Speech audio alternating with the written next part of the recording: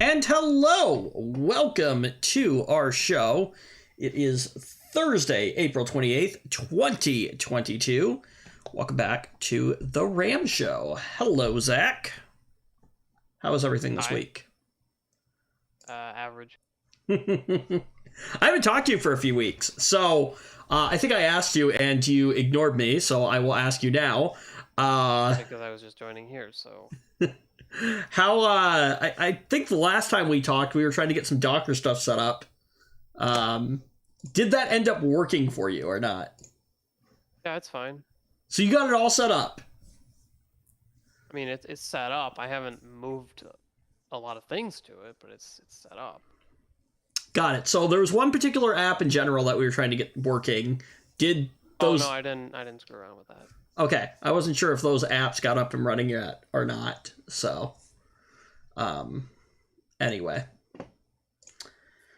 So yeah, trying to think, what have I done exciting in the last few weeks since we talked? Oh, not tech related, but I was called for jury duty this month. Ugh.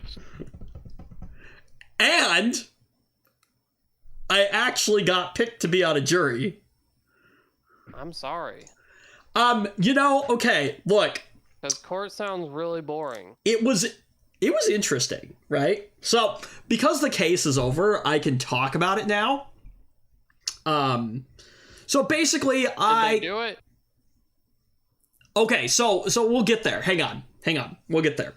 So,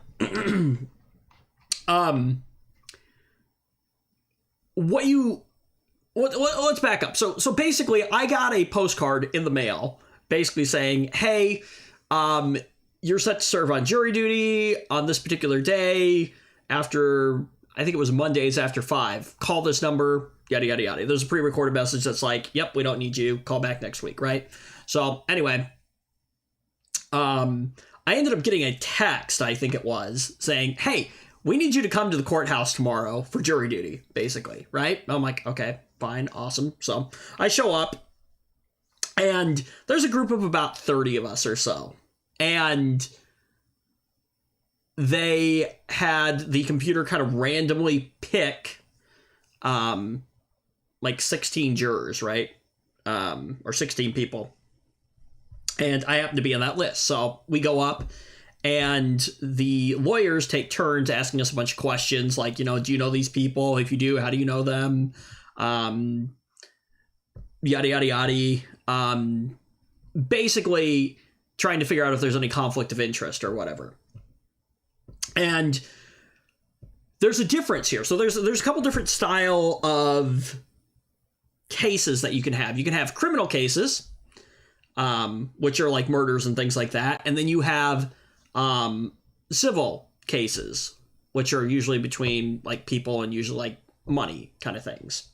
So I was involved with a civil case. So did they do it? We'll get there. So ours was a civil case, so you only have 8 jurors. So they basically asked us a bunch of questions, and then from there they narrowed the jury down to 8 people, which I happen to be a part of. And then we went straight into opening statements and then started hearing testimony. So it was a couple who had purchased a home from an individual. And the home that they had purchased was an older home out in the country. It was built in like the 1900s. And what they had claimed was that after they moved in, that there were things in the home that weren't functioning properly that had never gotten disclosed, as part of the basically agreement for them to purchase the home. In the state of Iowa, a seller is required to basically fill out a form that says, here's when stuff has been like fixed, and either this is working in the home or this isn't working in the home, basically. So, a buyer's guide. It's got a specific term, but I don't remember what it is. And basically what they were alleging was that the seller had been dishonest in basically the representation of what they put on the form, basically. And as we heard testimony, there was no denying that things had been done or fixed or things like that. That was apparent. But the problem was that in order for them to win their case, they would have had to have proved without any doubt that the seller's intention was to sell the home on false pretenses. And they just didn't have enough evidence for us as a jury to rule in their favor. So they had to prove that not only that's what happened, but it was intended to happen. Right. Okay. Which is an incredibly hard thing to do. Yeah, sure it is. And basically, us as a jury kind of had the determination, or came to the conclusion that they, and again, there was no denying that things have been fixed or updated or things like that. We had the evidence of that, right? But that wasn't what we were deliberating. We were deliberating that, they had basically been frauded. Which again, we just didn't have enough evidence to support that claim. We couldn't say without a definitive doubt that, yes, he intentionally tried to fraud them and sell them a home and be dishonest. I think if they had some more evidence for some of the things that they were testifying against, then maybe. But what we think kind of happened is that they purchased this home, which again was built in like the 1900s, it's out in the country, and they testified that they had previously lived in a newer development. So, brand new house, things like that, right? And so what we kind of thought was that they probably came into this having different expectations than what was really realistic for a property that was that old, and maybe just had some buyer's remorse. So they just didn't know what they were buying. Right. So as we were going through, they testified that they had a home inspector come through the home. But during the testimony, when they were being questioned, they were asked certain things like, did the inspector check these specific things? And their response was, I don't know. Which is like, if you're buying a home and it's this much of a purchase, it's that big of a purchase, right? And you're hiring an inspector, wouldn't you, know what the inspector inspected? If I was about to spend that much money, I would make sure there wasn't a dust particle out of place.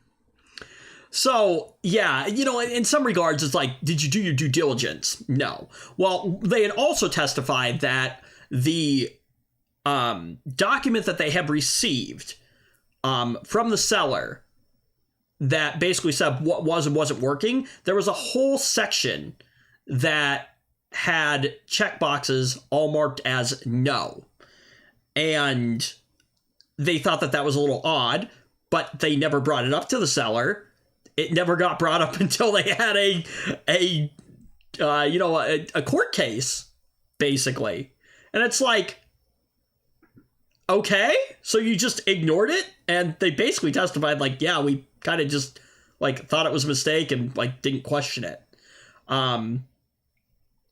Another thing that had happened is they, one of their big complaints was that the heating system wasn't working properly in the home. And their inspector, and again, this is all from what we have for testimony, right?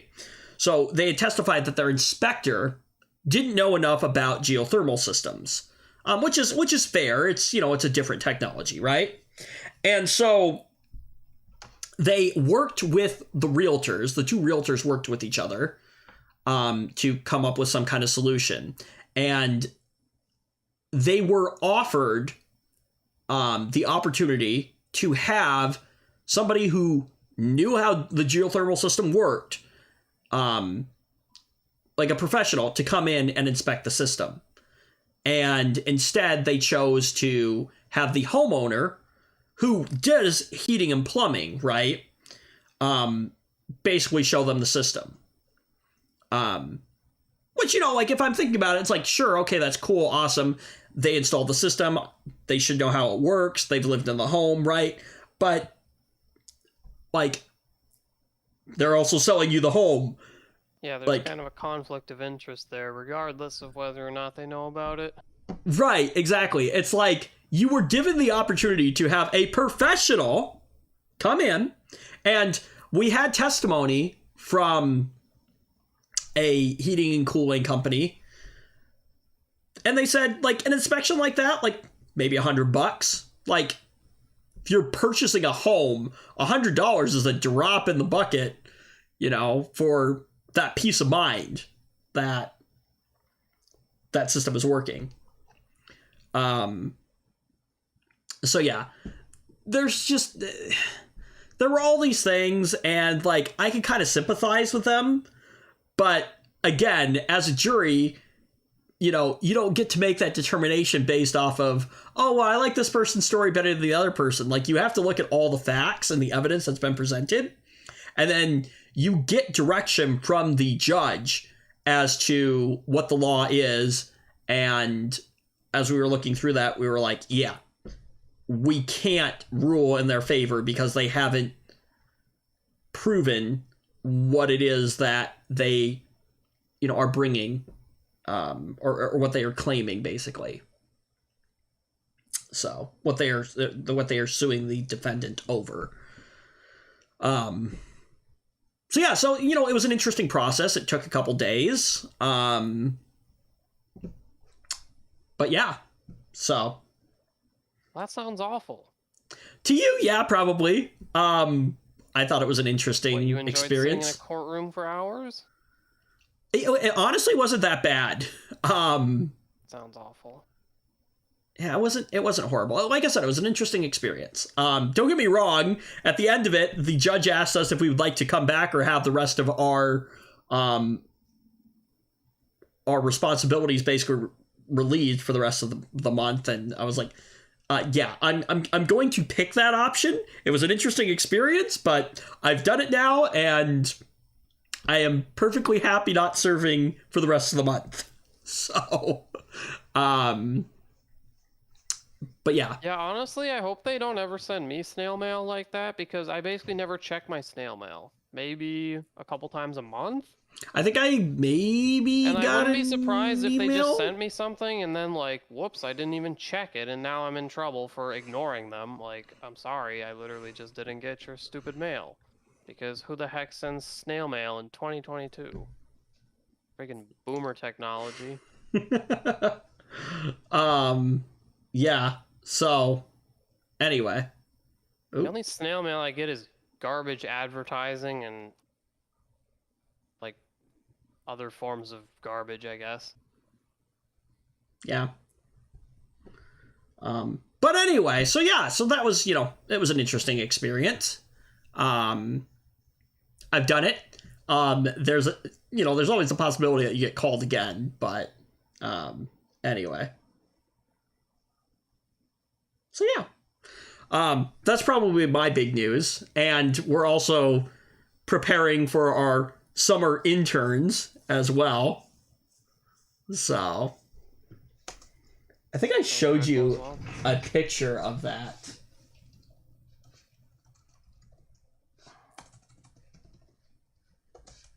I don't have that on this computer.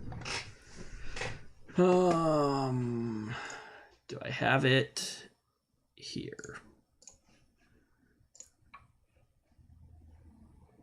And does this show anything that would identify, unless you knew what it looked like, what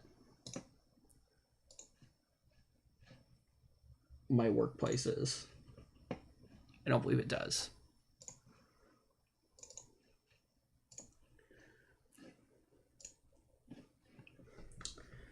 So if we click some buttons here.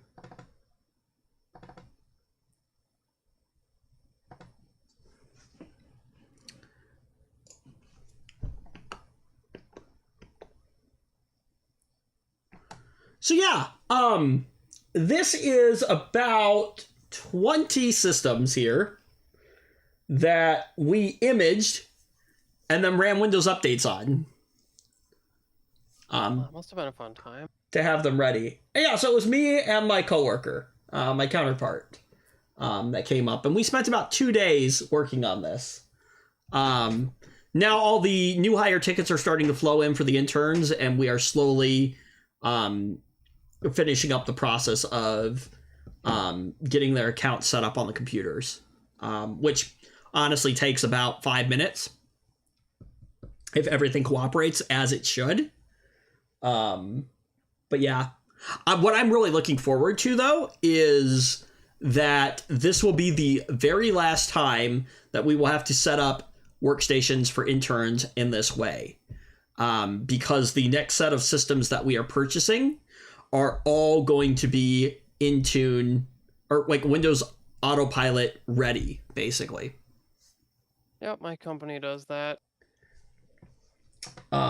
It's kind of neat, and there's also a there's an interesting disparity in user ability with the autopilot. You know, you'll have some users who will receive their computer, and then by the time you call them to like finalize setup, because I've had to do a few of those despite it not being explicitly in my job description, they already have it out of the box and at the login screen. They've logged in, they've done a few things, and that's like, wow, great. That's basically like, you know, what it's supposed to do.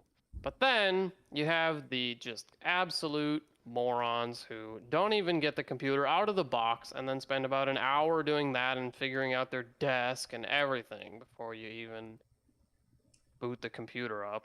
And then at that point, you know, the only thing the autopilot asks them to do is sign in. But they can't even figure that out correctly. And so that's great. So, again, what is completely different about my entity is that we are a software company, right? And so my users tend to be on a slightly different technical level.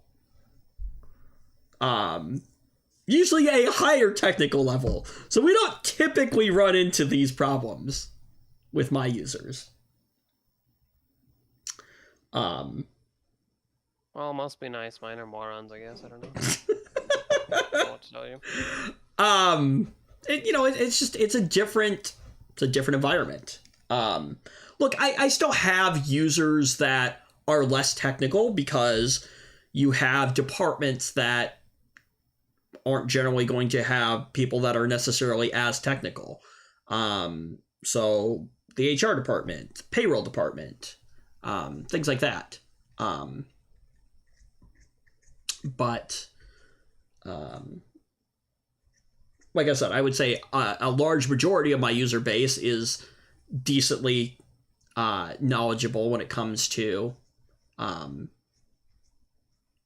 having a higher level technical understanding. So again, it makes for when I do receive tickets, or the tickets that I do receive, I shouldn't say when I receive tickets because I receive tickets quite often, but the tickets that I do receive are usually for higher level things. I don't necessarily do a lot of low level troubleshooting.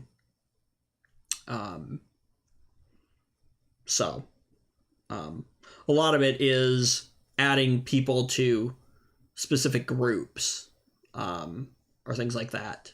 But we have some weird workflows and stuff like that too in places, and a lot of security, and so that can make things very interesting.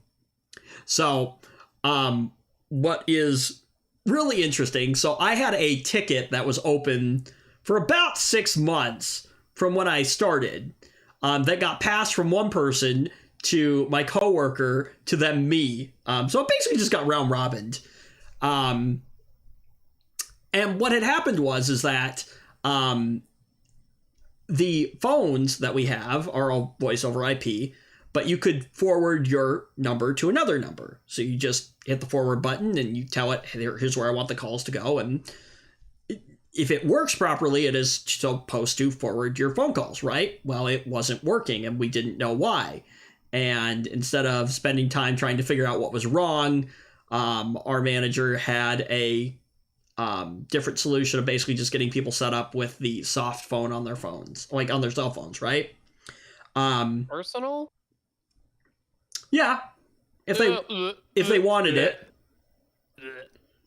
Like it was an optional thing. People could do it if they wanted to. They didn't have to. Never putting any company software on my personal phone. So anyway, pay me for that privilege. People in support roles typically get a stipend and then get a. Great, so they're paying you for the privilege. No. They'll get not paying me for. They'll get a stipend, but then they'll also like receive a phone. Yeah, if you get a phone, fine. You can give me a phone and then you can tell me what to do with it. Otherwise, nope. Yeah. Otherwise, like, we don't force people to put anything on their phones if they don't want to. It's only if they want to have specific applications. So, like, for instance, for myself, well, I have a separate phone that I have my work stuff on. But on that phone, I have, like, our Teams messaging app. Teams is awful. Which, for me, in my position, makes a lot of sense because I move around the building quite a bit. So it keeps me a lot more connected. I've got my email on there, and then I'm able to pull up our ticketing system on my phone as well. In order for me to have that, though, there is some back-end management stuff that, gets applied, basically. So, like, if I or somebody else were to get separated from the company, we can wipe the company data from the device remotely. We're not wiping the whole device, though. So, just the company data. Yeah, you probably have that work profile thing going, don't you? Yeah, so I have like a what is it?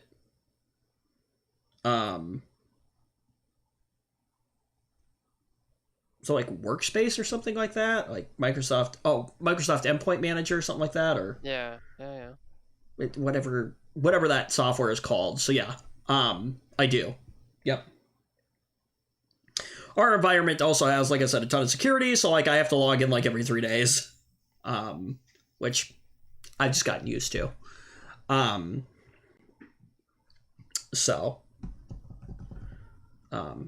did we get here? What were we talking about? I don't even remember. You were talking about how people, I don't know. Oh, we were talking about autopilot and how autopilot. Yes. Yep. But then how did we get on the topic of phones? Anyway, yeah, it blows my mind how dumb people can be with a thing that's literally called autopilot. It's supposed to do it for you, and it only asks you to do one thing. Okay, tell the computer who you are. So but our organization is a little bit different because our username structure works a little bit differently than a lot of other companies, and then the domain side of it works differently as well.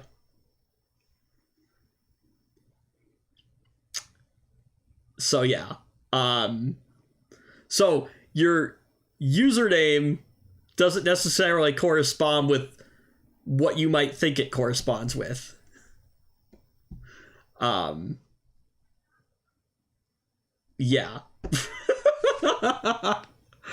That makes things fun. So, but like I said, at the same time, again, my users tend to be a little bit more higher level technical. But yeah, we'll see. We'll see how the process goes as we start rolling it out. In my testing, it's been, at least on the Windows side, it's been very smooth. On the Mac side, it is interesting to say the least. We'll just put it that way.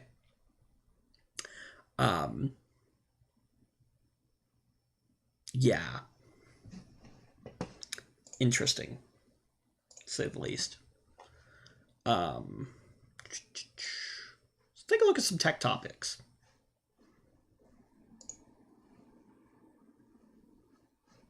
I'm like trying to make sure that I'm like actually doing everything I'm supposed to be doing. I've got audio, you've got audio. That would suck, but That's been fine. Okay, cool. Let's talk about 1Password, Zach. Okay. This was published yesterday. Syncing went down for about an hour during a database upgrade. Whoops. Okay. That sucks for them. Whenever we talk about password managers, especially ones that sync their data to the cloud, there's always discussion about whether or not your information is secure and what happens if the servers go down. Well, the second thing is exactly what 1Password users in the US experienced earlier yesterday, as a problem affecting 1Password.com kept mobile, desktop, and browser clients from syncing. A status page first noted the problem at 10:42 a.m. Eastern Time and listed it as stabilized, with clients able to connect again by 2:42 p.m. Eastern Time. During the outage, the status page noted that the issue didn't affect any offline data stored in clients, and other domains like 1password.ca, 1password.eu, and or ent.1password.com were operational.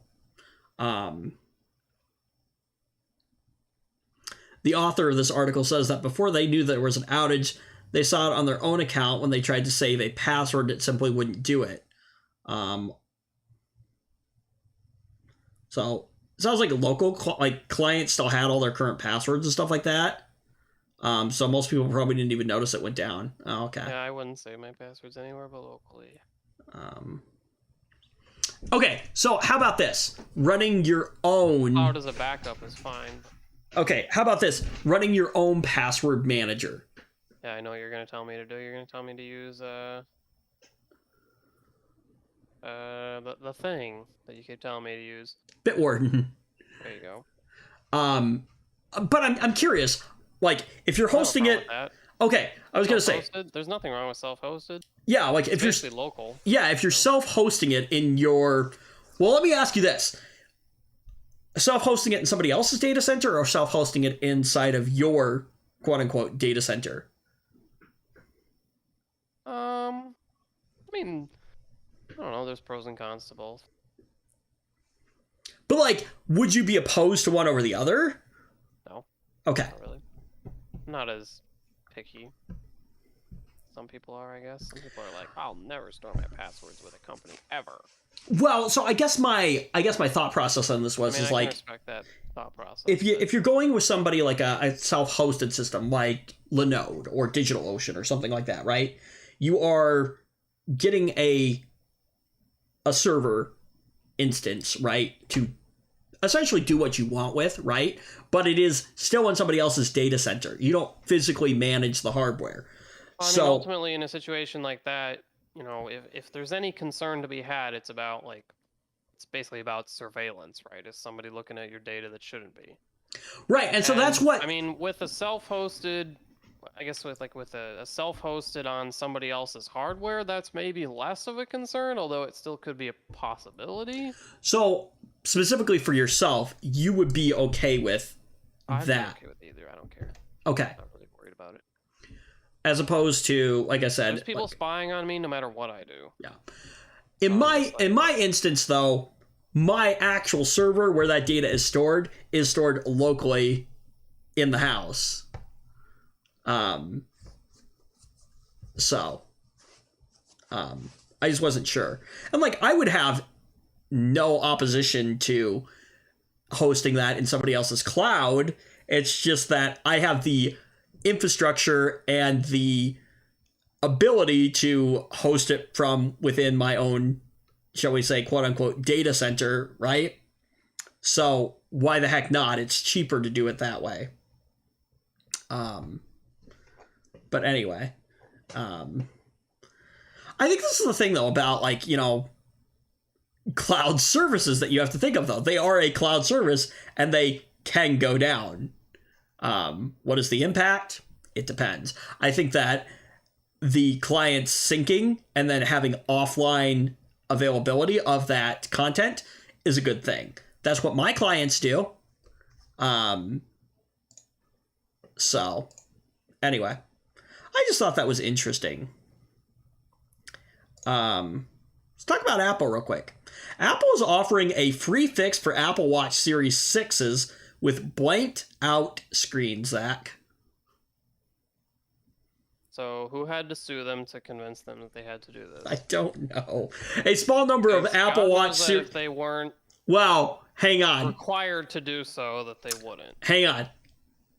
Hold on to that thought for a second. A small number of Apple Watch Series 6 models may have an issue that causes their displays to permanently go black. Or blank, excuse me. The good news is Apple now says you can get it fixed for free. The program was quietly launched last week. So, okay, we quietly launched this, but like, what if you have this problem, but you're not even aware that you can get it fixed for free because they're so quiet about it?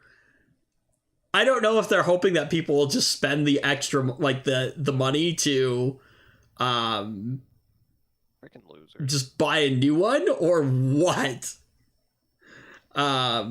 Absolute losers.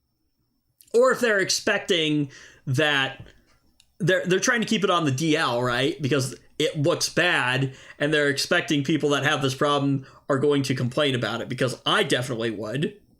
Yes, well, they should. So, for a product that's supposed to work. You know what's funny though about this, right? If I look at this, right, is have issues with the screens that permanently go blank, right? Okay, so when was the Apple Watch 6 released?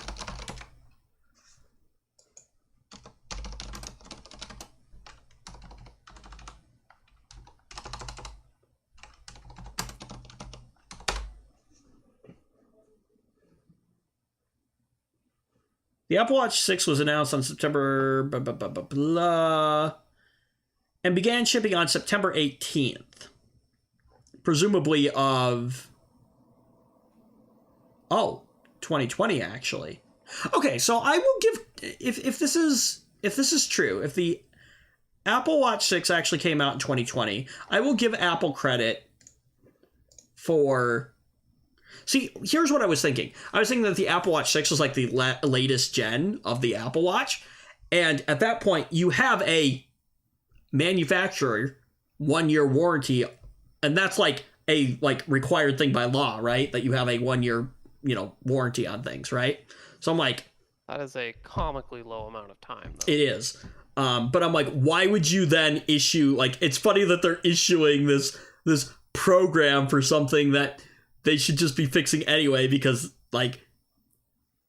it's like a law, right? But so what they're probably thinking is by keeping this on the DL, that if the Apple Watch 6 goes out, right, that somebody has, that they will just spend the money to buy the upgrade as opposed to it being fixed. Would be my guess.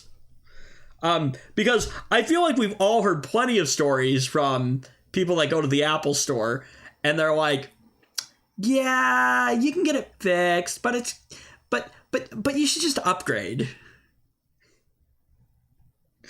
just buy the new one. I don't actually understand what you get for upgrading your Apple Watch. What do the newer ones do? Probably better screens, better battery life. Better screens, it's a watch.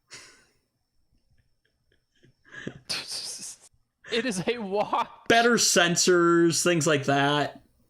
I don't know. It's an Apple thing. So okay, look, hang on. Let's back up, right? Why do people buy iPhones, Zach? Because they're stupid. I don't know. Well, no, okay. Let's think about this. What is the... If we look at sales, right? At least in the US, I would argue that sales for iPhones are probably higher than Android-based devices. I don't know about that actually, but maybe. I think that's true in the United States. Other parts of the world, I don't believe so. I think Android takes the win there. But here's the thing about this, right? Is one, Apple is really good about locking you into their ecosystem. But two, Apple is really good at creating this and this is honestly the reason people buy Apple, like iPhones. It's a status symbol. Yeah, that you're better than somebody else who doesn't have an iPhone. I know. And I mean, some people get grumpy if they get a message that's green and not blue. I mean, like, can you even believe that? Yup. That's just wow.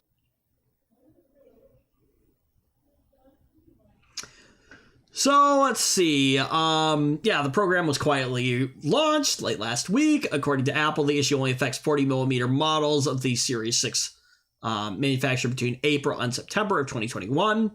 If you've experienced this problem and have an eligible watch, Apple or an Apple authorized service provider will fix the issue free of charge. To check the eligibility, you'll need to basically enter your device's serial number into some website. I'm sure they're going to collect all your information, store that in a database somewhere, create a profile on you. If your Series 6 display is blanked out, then it's best to head to the watch app on your phone. From there, head to My Watch tab, select General, tap About, yada, yada, yada. Okay, I guess you can get the serial number from that. If you just put the serial number on the device, that'd be cool. I'm sure it is, but it's probably hard to read for aesthetic purposes. Aesthetic. You can either take it directly to an Apple store or head over to an authorized third-party repair shop. I didn't know those still existed, but okay, cool. And apparently you can mail it in if you want to. So, as always, there's some fine print. For instance, the fix will not extend the standard warranty of your device. And while the service is worldwide, if the issue presents itself while you're traveling, you might have to wait to get it serviced in the country or region where you bought it. Also, because of course, if your Series 6 has any other sort of damage that may impair the service, you might find yourself sadly with additional repair fees. Any excuse. So my last employer, we had a repair facility a national repair facility that we could send things into. And we would often get an email from the repair facility saying, oh, we can't offer a full warranty because the device has a curve in or like a bend in the frame. And you'd look at the pictures they sent you and it's like, what are you talking about? That's yikes. Anyway. Yeah. Let's see. What else? Oh, I thought this was funny. Hey, Zach. So, Microsoft is finally adding Teams to its own store. God, I hate Teams. You know, I think you could legitimately classify Teams as malware. Okay, look. Okay, because here's the thing, right? It does all the things that malware does. It installs itself unprompted. It reinstalls itself if you try to remove it. It launches on startup when you didn't ask it to do that. I mean, come on. Does malware do those things? It does. Okay, does Teams do those things? Yes. As I've used Teams is therefore malware. As I've used Teams more, I don't hate it. I mean, sure, like as a chat program, I guess, whatever, I don't know, it's about as good or bad as any other stupid corporate chat program, but I mean, from that standpoint, I do like malware. Yep. Yeah, from that standpoint. You know what was like, I was checking something the other day and I was looking at my settings. So the first thing I do in the morning, I have 3 things pinned to my taskbar on my work computer. Chrome, Outlook, Teams, right? Because those are the 3 applications that I'm in like all day long, right? But I want none of those programs to automatically start up on their own. No, thank you. Yeah. No, I will. I will gladly log into my computer and click all 3 buttons in the morning. On some computers, like, I will have logged in for the first time ever on that computer, right? And you know what will happen? Teams will go ahead and start itself. Yup. I am running into that right now with all the intern systems that we are It is imaging. pretty ridiculous. Why does it do that? Did I ask for you? No. I will ask. Look, yeah, Microsoft. Yes, I know where Teams is if I want it. Okay. Right. Microsoft is literally like my mother. Okay. Do you want this? Do you want this? Do you want this? Do you want this? I'm gonna do this for you. No. Please, just calm down for a second. Okay. I'm an adult. I understand how to ask for or get something that I need. Okay. I'll click on the Teams icon if I want to use it. Okay. You don't have to do it for me. I was looking at my settings the other day for some reason, and guess what magically decided to let itself auto start on my computer? Teams. Mm-hmm. Even though I had explicitly gone in, and I know I set that. Literally malware, okay? I think we've settled it. Teams is malware. I think this is funny, though, that you'll soon be able to download Microsoft Teams from the Microsoft Store. It comes built into Windows. Like, Oh yeah, you know what? By the way, the Microsoft Store, oh my god, I hate it so much. yeah. And the company portal, the Microsoft Endpoint Manager. Or Company Intune Portal, Company that's Portal. that's the app that I was thinking of. I hate the company portal so much. It's so slow. Okay, so we have an SCCM server that comes with System Configurator. You want to talk about slow. So It takes forever to do anything, okay? And do you know what? Okay, so in our environment, I don't know if this is a thing anywhere else, okay? But in our environment, the Microsoft Store does this weird thing, right? So you know, when the user gets their new computer, they probably want to download some things that are in the company portal. So fine, we're gonna have to go to the Microsoft Store to install the company portal, and then we're gonna install the crap they want, right? Okay, fine. So we're gonna go to the Microsoft Store, and then, you know, we're gonna click through the billion pop-ups where it says, "Please make a Microsoft account. We promise it's great. Please do it, or we'll murder your family." What? Anyway, and then, you know, it'll just sit there and it'll just be like, "Yep, we're downloading that," and then you'll come back like half an hour later. "Yep, we're still downloading that." What? Okay, come on. It's like a 50 megabyte app. Like, I realize the internet sucks here. So but we should be done by now. What is interesting Now, is I checked with my manager, like, "Hey, you know, what's with this? Like, do you ever have this happen?" And he's like, "Oh yeah, just go ahead and disable IP6. What? So I go and disable IP6. I do a flush DNS, and what do you know? Microsoft company portal starts downloading. Why? I have absolutely no idea. Now that is I just said to interesting. him, I was like, "You've run into this before, haven't you?" And he's like, "Yep." Okay, Don't so ask me how we know about in that. my environment, you know, I don't know how it works with the autopilot side. I'll have to check my test system. I have a test development system that we are doing some testing with, or we're doing some testing with the autopilot stuff to kind of understand how it works and things like that. On the Mac side of things, and maybe this is just a Mac thing, company portal actually gets pushed to the system automatically at some point during the process. Yeah, it probably should in ours too, but I don't know if it does.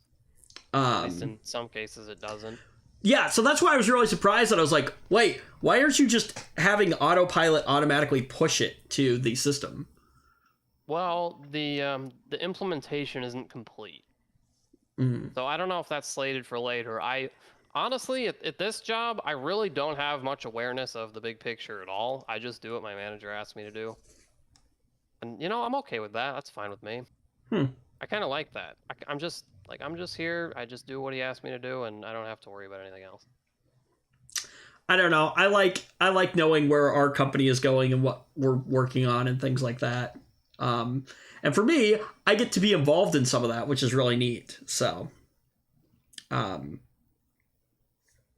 within reason, of course, you know, depending on what it is that I'm working on. But, like, I was racking hardware the other day. We're getting new hardware, so I was a part of doing that. Which server rails these days are getting really, really awesome. Like, literally, they sent us the server rails, and we, like, put them in the front, put them in the back, click, click, and they clicked right in. And And then I don't know if you've ever played with cage nuts before, but they are a pain in the rear end. Huh? Cage nuts for server racks?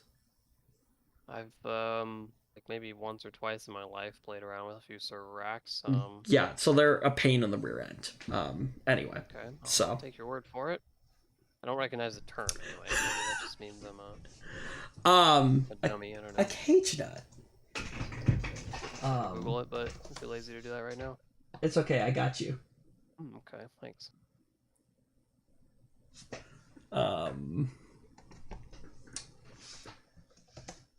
Cage nut. So this is a cage nut right here. I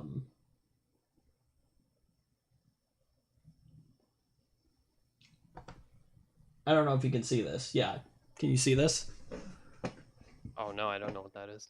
Yeah, so this is a cage nut. So basically, it fits inside of because there's rails along the side, right? So this sits in there, and then it gives you a place to actually screw a screw into, because the rails themselves aren't threaded, typically. So that's what those are for. Yeah, here's a better picture. So see how this sits in there? I do see that. Okay, so these style, I guess there's a couple different styles. Our style weren't like this. Ours just kind of slid on, but these ones right here that like go in like this apparently are notorious for cutting people's fingers up. That's wonderful. Well, so like if you're looking at the way that this is designed, like look how this sticks out. And like I would assume that you have to like push that in through the hole. Right? So, anyway. Not a sponsored video. But there are these things called rack studs. That I've heard about before. And they're supposed to be like a lot simpler solution. These are basically plastic, but they're supposed to be a lot simpler solution for like racking things. And I guess they're supposed to be pretty good. Like they can support a lot of weight apparently. So I don't know if I trust them with like a UPS, but yeah. So anyway, those are what cage nuts are. Well, you learn something every day, I guess. Yeah, I'm trying to see if I can. Do we have is there a picture of the style that we used?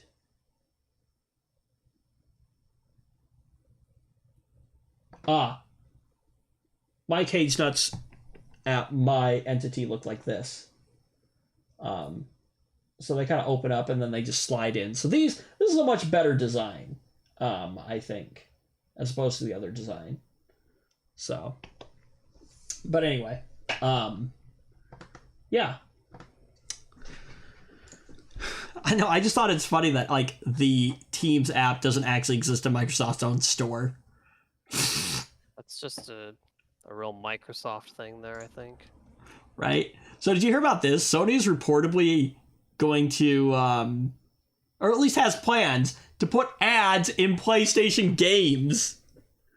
Yeah, this whole like fad of putting ads in things that already were either like an upfront purchase or a subscription, Netflix as well, and other streaming services, is ridiculous. Like I can't even imagine. I mean, it's just like cable TV, I guess. Right. It's really, like I can't really fathom why people pay for that either. But I thought the whole point of paying the subscription fee for $60, $70 for a full price game, and you get advertisements shoved in your face. I am never gonna pay $60 or $70 to have advertisements in my face. Okay, you better be giving me the product for free if you're gonna put advertisements in my face. Okay, hang on. I didn't read this article yet. So Sony is reportedly working to bring advertisements to free-to-play PlayStation games. Okay, that makes more sense. I am okay with that. But then in that case, there better not be other scummy monetization, like pay to win, or like gambling. Right, you know, yeah. none of that. Okay, you get to pick. Okay, you can have gambling. You can have the pay to win, and I'm sure a lot of people will avoid that because it sucks. So Or you can put advertisements. The- Fine. the Or how ads- about for $10 you can turn the ads off. Right. Okay. Fine. So I'll so pay hang for on. that. We'll come back to that in a second. So the ads would appear in games and are meant to give game developers a way to monetize their work and encourage them to continue building free-to-play games. Which, okay, fair enough, right? So I'm with you on this, right? Is like, look, if I am watching a streaming service, right? So let's take Netflix for instance, right? Let's say Netflix has a free tier, right? Well, I expect to Either I'm watching an ad Yeah. or my data's being harvested. Right, exactly. In exchange for me getting the service for quote unquote free, right? Then I expect, again, like I said, to be served an ad or, have my data collected, right? But it's when I am paying for a service, right? And then still getting served an ad. Or having your data collected, which happens a lot. I mean, pretty much. Okay, I'm the data collection I'm sure one, the vast like, majority of paid services are harvesting your data. the data collection one, like, sure, right? Like, Well, it doesn't have to be that way. I it mean, doesn't have to be that way, but like, It's basically become accepted at this point. yeah, I mean, you can yeah, definitely right. argue that's It's not a good become thing. exactly like I don't love it, but it's basically become accepted. But like when I'm specifically paying for something for the sole purpose of giving you revenue to not be served an ad, I do not want to be served an ad. On this whole like Netflix thing too, I mean, I haven't looked into it much, but I've seen like posts and articles about like Netflix is going to be adding advertisements. Like, is that true? I also saw something how apparently, and it could be something similar to this, where it's going to be a tier, right? Is it a free tier? Right. That's what I'm wondering. So it could be something like that. I don't know. I haven't seen. Because if it's free, okay, we might be talking something here. But Right. if it's not free, I don't really even want to hear it. I can't even imagine paying and then still having to see ads. Like, that's ridiculous. And the whole price hike thing too is just stupid. Personally, I just have a hard time believing that inflation is really the reason we need to hike prices on so many things lately. It seems like every company under the sun is making more money than ever. Why are we raising the prices? Did you hear that Elon? I'm not going to get into this, but apparently Elon Musk Oh yeah, I know he's buying is going Twitter, to right? buy Twitter for like $44 billion. Yeah, I heard about that. Um, And a lot of people are angry about it, and yeah, I and guess I don't Tesla really know what stock all the fuss is plummeted about. to like it's like $200 and some dollars like a share now or something like that. But I know it. I don't really I know it what all the dropped. fuss is about the whole Twitter thing. Like, what's the deal with that? Why is everybody up in arms about that? Well, I don't know. I don't know if this is actually true, so I'm just speculating here. But and I could be totally off base. So if I am, like, I'm admitting this out front right now, but it sounds like possibly Twitter, like, maybe censored or was looking at censoring something that, like, Elon Musk was, like, tweeting about or something or whatever, and he apparently got mad and was like, well, I'm just gonna buy the company then. Huh. Okay. Well, that's I don't know if one way of that's dealing true. with the problem. I could be Fine. completely wrong on that, but No, that's fine. um I'll take your word with a grain of salt there. Truckload of it, actually. But yeah, anyway, yeah, I could be very the one I could be thing- very wrong on that, but The one thing I will have to say about that though is that, I mean, all these like mega rich people, they always say like, I can't pay my taxes because all my money's in shares or assets or whatever. well, so apparently the way But that now all that of a Elon sudden Musk he has all that money in No, cash. no. Really. But it's apparently real money. Apparently the way he's going to fund the purchase of Twitter is by essentially using money that he would have from like stocks, right? He's going to essentially use Tesla, from my understanding, as like some collateral or something like that, or he's utilizing some of the funds that he has from Tesla to basically purchase Twitter. Okay, well, you know what? I don't care. Okay, these people need to pay their taxes. That's my point. Yes, I agree. My point is not really, I guess, so much that it's that, like, they have all these excuses for why they shouldn't pay their taxes, but then they go around buying companies. Like, clearly you got some money. Like, I pay mine. Why can't you? Yeah. I have opinions. This is not the show to get into them. That, yeah. I have opinions. This is not the show to get into those on. We are bordering too close on politics at the moment. So, reeling us back because, look, I don't mind having a conversation about politics, but this is not the show for that. That's not what the show was created for. So, anyway, back to this, though. The in-game ads are expected to launch by the end of the year and would appear in inconspicuous places within the game, whatever the heck that means. Like billboards, apparently. That's kind of vague, though, honestly. This says like places like billboards, right? Which, okay, fine, that would make sense. Players could also get rewards for watching advertisements, and the ads would be sold through a private marketplace, Insider reports. Sources told Insider that Sony hasn't yet decided if it would take a portion of ad revenue, but is considering having developers and publishers pay for consumer data. It definitely will.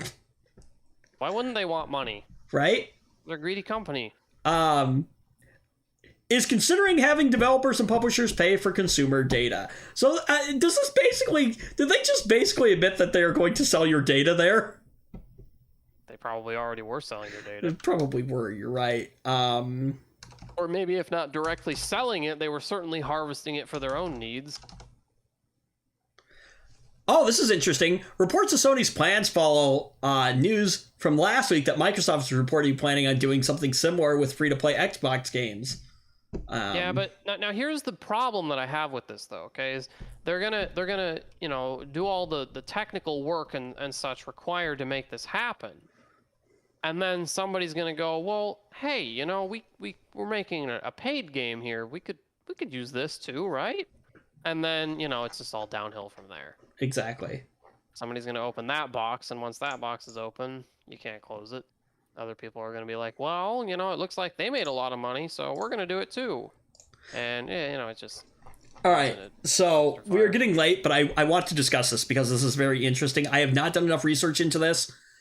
But Apple now lets you buy parts so you can fix your iPhone yourself. I saw a blurb about that, and I was like, huh, interesting. What's the catch? But I didn't really... Right, exactly. That's my thing, right? So, Apple opened its self-service repair online store on Wednesday as the right-to-repair movement has put pressure on U.S. regulators to give consumers more control over their products. You know what was really funny and super ironic, right, is let's take a company like John Deere, right? Well, we are going to look at John Deere real quick, right? So, John Deere has been notorious recently for being anti-right to repair, right? By locking farmers out of doing specific repairs on tractors that they have spent money on, that they own, quote unquote, right? And yet, what I thought was really ironic was as I was scrolling through something the other day, John Deere had a kid's toy that essentially taught the young kid how to repair a tractor. Oh, that's wonderful. I just thought that was so ironic. Gotta wonder, like, who came up with this? Like, do they just live under a rock? It was wow, I bet my kid would love to pretend to repair a tractor. That sounds cool. Oh, really? I bet adults would love to actually repair their tractors. Right? So that was the part that I found so ironic, was that they are creating a kid's toy that teaches you how to repair a John Deere branded tractor, because it's got John Deere branding on it. Will it also teach them how to jailbreak it? But yet the real ones you can't actually repair. I just thought that was super ironic. Well, yeah, in order to teach them how to repair a tractor, they're going to have to teach them how to jailbreak it first. Yeah. I mean, yeah, I hope that's included. Otherwise, they're not getting the full experience. Yeah. So anyway, back to this, right? So the new program announced in November will offer more than 200 parts and tools customers can use to repair the iPhone 12, iPhone 13, and third generation iPhone SE. So like, okay, look, here's some of the catch right now, right? Is that like, yes, they are making parts available, but it's only for the iPhone 12, 13, and third generation iPhone SE right now. So, I mean, there is that, right? Customers will be able to fix features such as the display, battery, and camera with the new tools, according to Apple. The parts cost the same as... The parts cost the same as and are identical to those Apple authorized repair providers have access to. Okay. I guess, you know, it's not the whole, it's not everything people ask for, but it's certainly more than I would expect. I want to read more about this because I'm sure that there's going to be some kind of catch in here. The program will also include manuals, parts, and tools to repair certain Mac computers later this year, Apple said. The online store is run by a third party Apple has authorized to sell its parts and tools. It first launches in the US, but will expand to other countries beginning in Europe later this year. This was interesting. What I thought, though, is that you can rent a toolkit for 1 week at $49 with free shipping if you prefer not to buy them outright. Okay. In some cases, customers can also get a credit for returning a replaced part for recycling. Sounds awfully expensive to rent a toolkit. Yeah, and I haven't seen a picture of what comes in the toolkit yet. I'm that better interested. Be some serious toolkit. Well, hang on. I'll show you some graphics in a second. Despite opening up the program, Apple said in its blog post that visiting a certified technician with genuine Apple parts is still the safest and most reliable way to get a repair. Because hang on. Because no certified Apple repair shop has ever blown up a battery before. Here's what I think of that.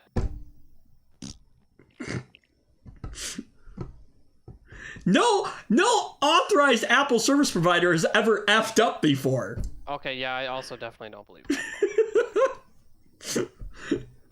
It's a scare tactic, right? Of course, yeah. I mean, at the end of the day, if governments force them to comply with right to repair, like policies or whatever, they'll do it because they have to, but they will use every marketing propaganda tool at their disposal. And Apple's big one, people that they shouldn't do that. And Apple's big one always comes back to, safety. And my argument back is just like, think of the children, okay? Do you ever? But Okay, see, my argument. I'm gonna rant here, okay? I'm gonna rant, okay? So, do you ever notice how every time governments want to pass some like ludicrous spying bill, like we want to spy on everything you're doing, and then do you know what the old time excuse is? Think of the children. We're gonna bust pedos with this technology. Yeah, I'm sure you will, but you know what? You're gonna invade every citizen's privacy. Who gets caught in the crossfire? How about you ask the police and the investigative agencies to just do their jobs instead of having spyware do it for them? Yeah, like who gets caught in the crossfire? But yeah, so here would be my argument back to. Though. Yeah, I'm sure here's my argument back to Apple. Here's my argument back to Apple on this whole safety BS thing, right? Look, okay. Credit where credit is due is that yes, okay, lithium-ion batteries can. And this is the part that I want to make very clear. Can be. Not are, but can be dangerous. Can be. They aren't implicitly dangerous, but they can be dangerous, right? Going for a drive in your car can be dangerous if you're an idiot or you encounter an idiot. Right. So, yes, can be dangerous, right? But again, so here's my argument, I mean, right? for goodness sake, going for a walk on the sidewalk can be dangerous if you encounter an idiot. So again, credit where credit is due. Yes, I will give Apple that yes, replacing lithium-ion batteries can be dangerous. Playing with or working with electronics can be dangerous, right? There are risks. There are risks with everything, as you just pointed out, right? But then here would be my argument then. If you are so worried about people harming themselves, right? Give them the tools they need to do it properly and safely. That seems like a noble concept to me, at least. Yeah, of course, yeah. Think of the safety? Okay, fine. Make sure, give people all the material they need to be safe then. Give them all the materials the certified technicians use. Give them all the training the certified technicians use. Or make it certified available. Certified technician. Yeah, certified technician. Again, because no certified technician has ever effed anything up. But they're a genius. Look, okay, Yeah, I repaired. That's the thing that Apple likes to say, that genius. Oh, that's so stupid.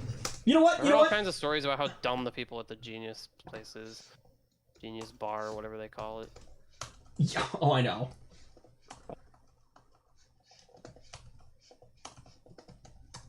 Look, okay. I repaired devices professionally, right? How many batteries you blow up? Right. So here's what I was just going to, right? So remember this, Zach? Oh yeah, you blew up a battery. I blew up a battery. At least one battery. Right. Right. Okay. You're not good enough for Apple. So, right? Apple would like you to know you're a bad technician. So my point here is that again, I did this professionally for like 2 years, right? As how I made my income, right? And I blew up a battery, right? So if Apple's argument is that to have it done properly and safely, right? Well, I'm not perfect. I screwed this up by accident, right? Yeah, and I'm sure nobody got hurt when you screwed it up and the customer got their phone replaced. Actually, so you know what was really funny about this? Is that the motherboard was actually fine. Oh, okay. So what we ended up doing was we had other devices in the store that had either had like water damage or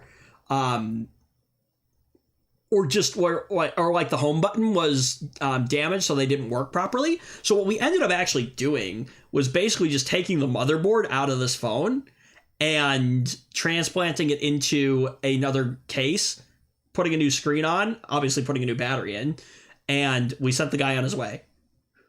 Oh, wow. So that motherboard was like fit for use even. Oh, yeah. Yeah. It wasn't just like, hey, let's quick salvage the data and then get him a new phone? No. It was like Impressive. the motherboard was fine. The phone still turned on. We just took the motherboard out. I think we replaced everything else. And said, we're really sorry that happened. The repair's on us. Here you go. So, yeah. So we didn't have to buy the guy a new phone. We just had to buy them almost a new phone, though. No, because so I think the only two components that we would have been out would have been a battery and a screen. And based on what I believe this is an iPhone 7. I'm pretty sure this was an iPhone 7.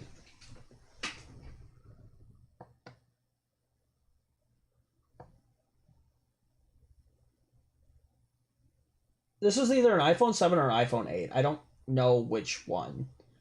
But yeah, like I said, the motherboard was completely fine. And then what we probably would have ended up doing was like things like the camera and other stuff like that. Like, because the other frames that we have were genuine Apple phones, right? Oh, I just realized I'm not sharing this. Like, so like the cameras like up here and stuff, like this stuff was all in another frame and it was all genuine stuff.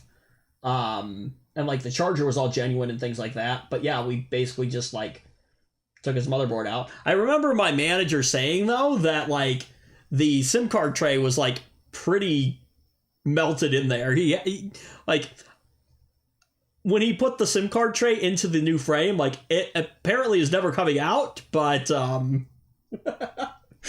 guy's phone worked, so you know. So that is the only battery that I ever blew up. But like my manager, I think, had blown up maybe a couple batteries, 2 or 3 by accident. He'd also been doing it a lot longer than I had too, but yeah, so you know, again, my point is this whole, you know, like, well, go take it to an authorized provider, right? It's like, even if you take it to an authorized provider, they're still gonna probably screw something up at some point, right? So Of course they will, yeah. I'm looking to see. Yeah, okay. So, what I want to do, apple.support.com, because I believe selfservicerepair.com. So selfservicerepair.com. Okay, so this is Apple's website, Apple's third-party repair website right here, Zach. Okay, so let's take a look at this real quick here. So self-service repair store for Apple products, genuine Apple parts, Apple tools, right? So you can order parts and tools, review the Apple repair manuals, and learn about self-service repair. So let's do this. Well, let's go look at the manuals right here, right? And so I really haven't looked at these yet. So I'm interested to see what these manuals look like compared to something that I had access to, right? Which were repair manuals that my entity at the time had created ourselves, right?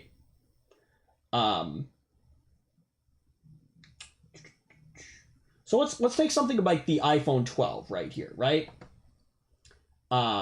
Because this would be the last phone that I would have repaired. So this manual includes technical instructions for replacing genuine Apple parts in iPhone and is intended for individual technicians with the knowledge, experience, and tools required to replace electronic devices. I mean, okay. Warnings, cautions, like, oh, I love this. Failure to follow the repair instructions or to use genuine Apple parts or proper tools may damage the iPhone, parts, or other property, or compromise the device's functionality or water resistance.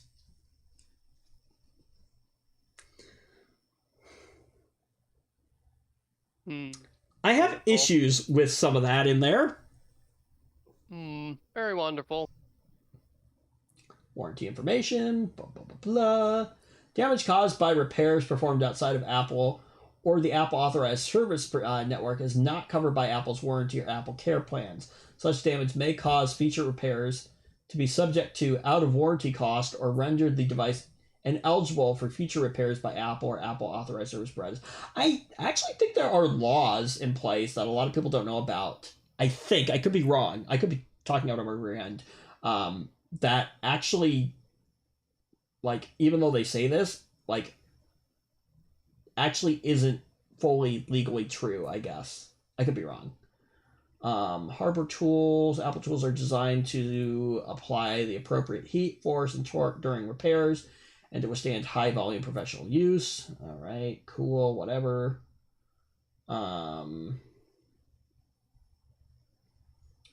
A system configuration step may be required at the end of your repair. System configure. So I'm sure what the system configuration software is, if it's available. I don't know. I'm guessing it's available because they're putting it in here.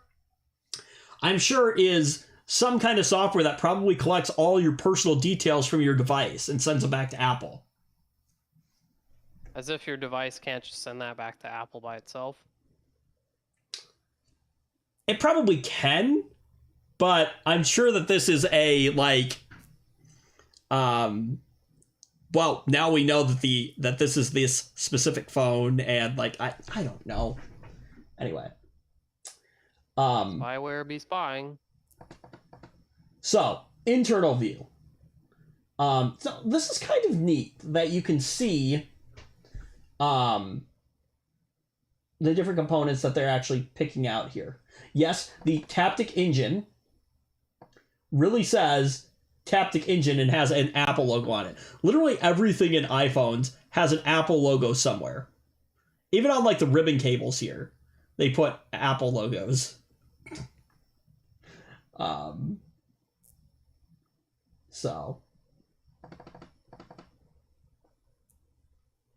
orderable parts.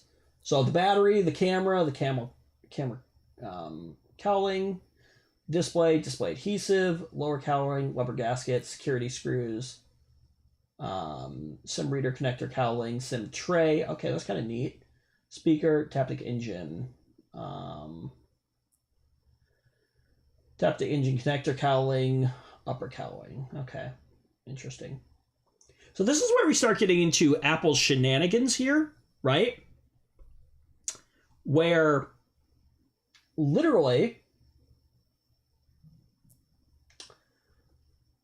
923.05069, right? So this screw is unique. This screw is unique. This screw is unique. These are all the same. These two screws are the same.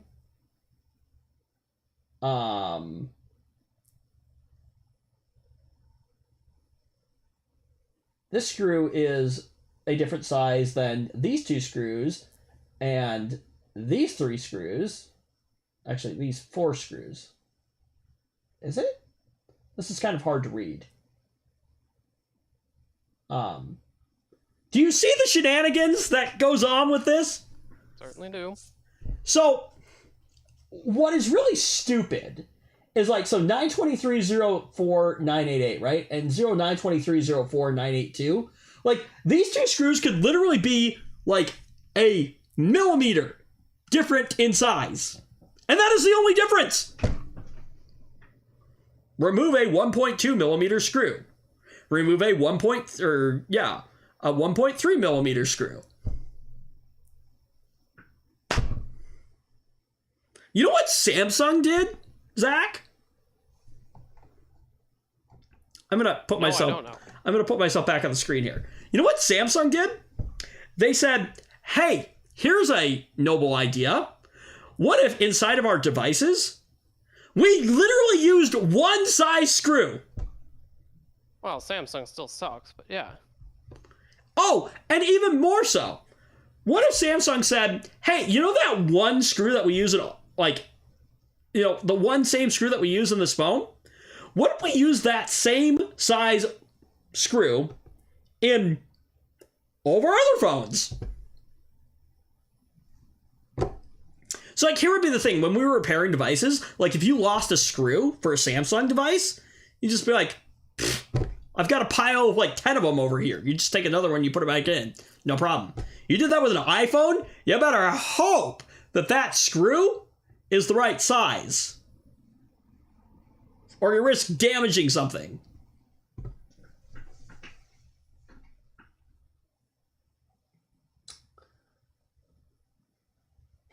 6-inch heated display pocket. That's kind of neat, actually. Adhesive cutter. 6-inch repair tray. Whatever the heck that's for. Display adhesive press plate. Display press.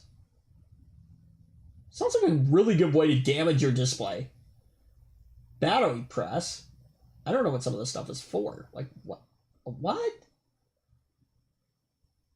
ESD mat, ESD safe cleaning solution, ESD safe tweezers, isopropyl alcohol,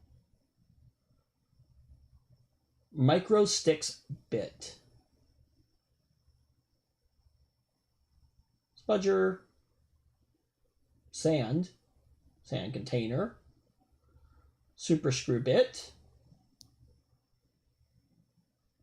torque drivers, appropriately in different sizes because the heads of the screws are all different or different sizes.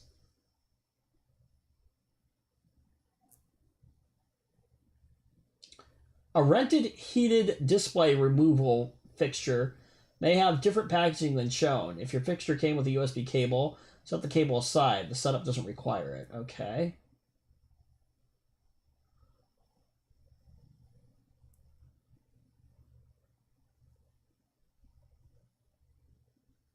How to handle a battery thermal event. Okay, that's actually kind of interesting. Broken glass. First steps.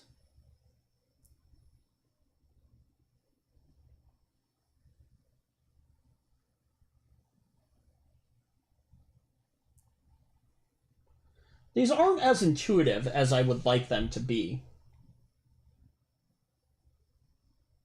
Which I feel like is intentional.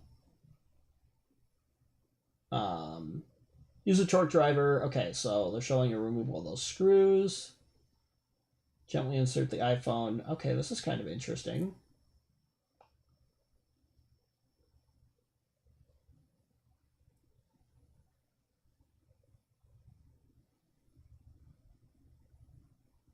Okay, so this is more what I was expecting. It was like individual steps like this, right? That like actually show you the proper way to disassemble the device, right? To hopefully not damage it.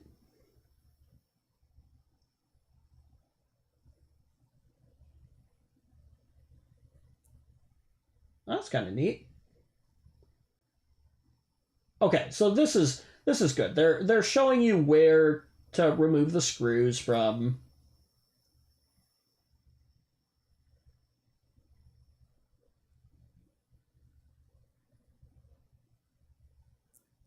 Cable, cautions. Okay, so you know what? I will actually give Apple credit here on these guides. They actually look pretty decent, and from what I'm seeing here, I think would be easy enough for somebody to follow who had some technical background, or at least the capabilities of performing these repairs.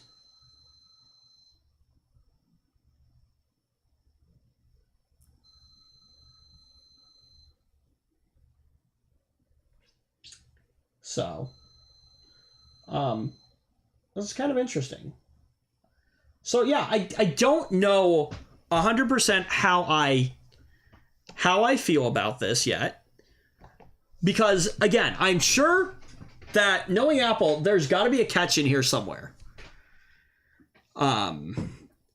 This seems too good to be true from Apple, who notoriously is very anti-repair.